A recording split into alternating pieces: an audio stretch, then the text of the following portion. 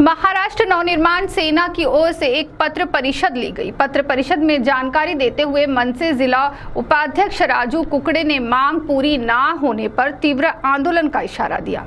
नजर डालते हैं इस खबर पर।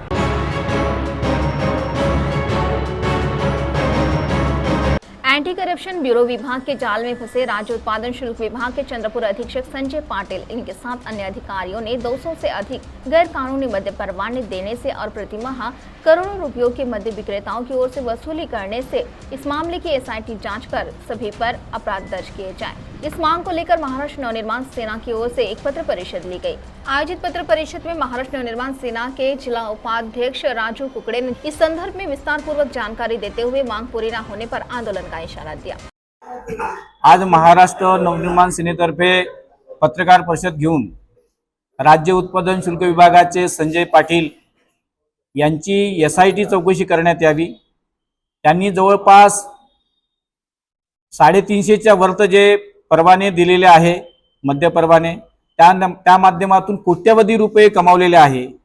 सोबतच त्यांच्या अधीनस्थ असणारे निरीक्षक थोरात आणि निरीक्षक पवार ज्यांनी या मद्य विक्रेत्याच्या परवान्यासाठी जो अहवाल तयार केलेला होता तो अहवाल खोटा तयार करून जवळपास 200 पेक्षा जास्त जे मद्य दुकाने जे आहे ते बेकायदेशीरपणे जे आहे त्यांना परवाने देण्यात आलेले आहे आणि म्हणून यांची एसआयटी चौकशी करण्यात यावी। यांच्या दरमहा जे वसुली जवळपास 1 कोटीच्या वरत जे वसुली होते त्याची पण चौकशी करण्यात यावी अशा प्रकारची मागणी संजय पाटील यांच्यावर लाचलुचपत प्रतिबंधक विभागाने जे धाड टाकून त्यांना जे अटक केली होती त्याच्यानंतर आपण महाराष्ट्र नवनिर्माण सेनेतर्फे आपण केलेली होती।